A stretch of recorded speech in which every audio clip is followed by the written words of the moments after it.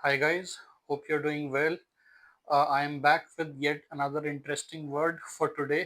जो आज का जो वर्ड है दोस्तों वो बहुत ही इंटरेस्टिंग है क्योंकि ऐसा बिहेवियर और आपने ज़रूर अपने आसपास देखा होगा। आई एम श्योर हम बात भी करते हैं हिंदी में, बट आज इसको समझते हैं कि इंग्लिश में इसको कैसे जो है उससे कोरिलेट किया जाए। तो दोस्तों आज का जो वर्ड है वो है ऑब्नॉक्शियस। ठीक है, आई एम श्योर आपने ये पहले कभी सुना होगा ऑब्नॉक्शियस। एनीवे इसका हिंदी में जो वर्ड जो मतलब होता है वो होता है बुरा या अप्रिय या फिर आपत्तिजनक।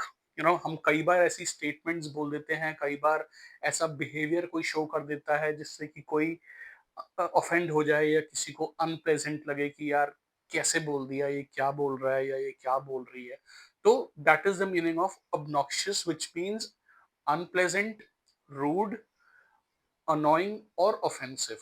ये अब आपने डेफिनेटली वर्ड सुने होंगे, आप थोड़ा इससे रिलेट कर पा रहे होंगे। चलिए एग्जाम्पल से समझते हैं।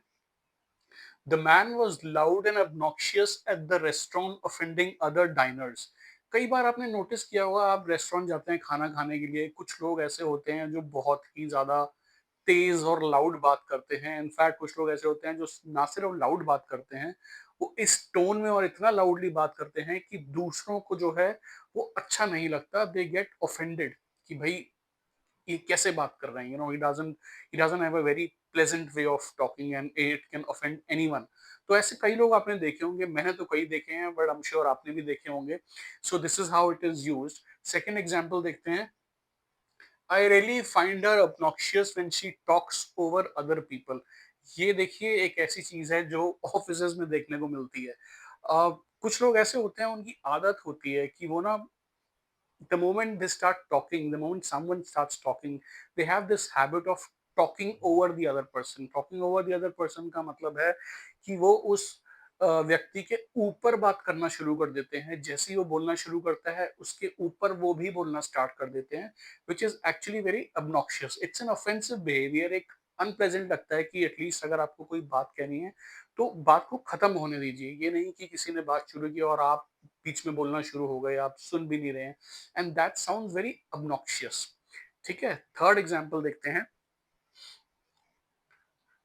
His obnoxious behavior at the party made everyone leave। ये कई बार होता है पार्टीज में। कुछ लोग जो होते हैं वो ज्यादा ड्रिंक कर लेते हैं या किसी भी और रीजन की वजह से, मान लीजिए जो अच्छी तरीके से बिहेव नहीं करते, मान लीजिए उन्होंने ज्यादा ड्रिंक कर ली, तो वो उसमें कुछ भी बोलना, कुछ भी कहना शुरू कर देते हैं जो कि दूसरों को बड़ा अनप्लेजेंट लगता है, दूसरों को बहुत ऑफेंसिव लगता है या लग सकता है। ऐसा होता है जनरली, मैंने देखा है कॉर्पोरेट्स में, पार्टीज में, people go overboard in drinking and then they end up saying things that they should not do सो।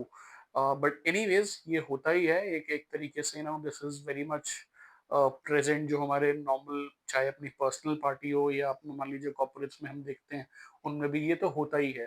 तो this is how you can use कि भाई वो सिचुएशन जो होती है अपने आप में वो बहुत ऑब्नॉक्शियस हो जाती है, काफी अनप्लेजेंट हो जाती है।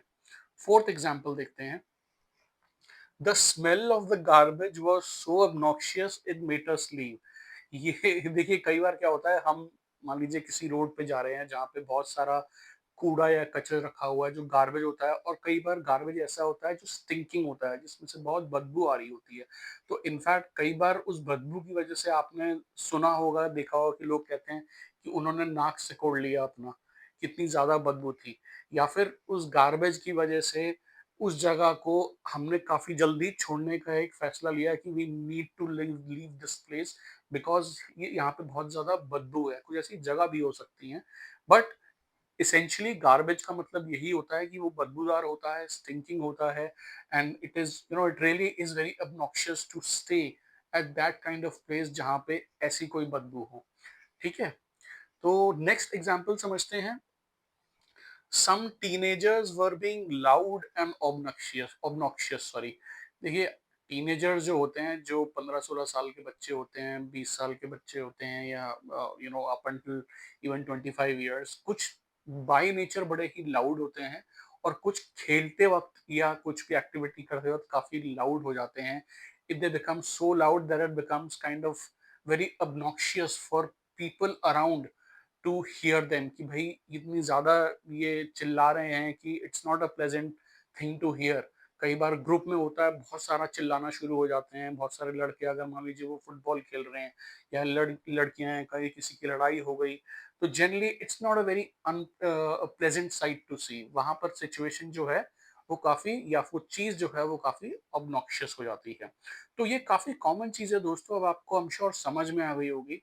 ये बहुत ही रेलेवेंट है, आई एम श्योर इसको आप अपनी फॉर्मल कम्युनिकेशन में या इनफॉर्मल कम्युनिकेशन में यूज कर सकते हैं। हिंदी में तो देखिए हमको पता ही था, ये तो मुझे मालूम है, बट अब आप इसको इंग्लिश में जो है वो यूज करना सीखिए। I am sure you will find some value in it. और जो है मैं आपके सामने बड़ी जल्दी हाजिर होऊंगा फिर एक नए वर्ड के साथ। तब तक के लिए आप पढ़ते रहिए, सीखते रहिए। एंड अगर आपको लगा है कि मैंने कोई भी वैल्यू आपको प्रोवाइड करी है, तो please like, share and subscribe my channel. In videos को बनाने में जो है काफी समय लगता है, एनर्जी लगती है, थोड़ा रिसर्च भी जाती है इसके अंदर। I hope you appreciate my effort. So please मेरे चैनल को सब्सक्राइब कीजिए and I will see you soon. Thank you. Bye.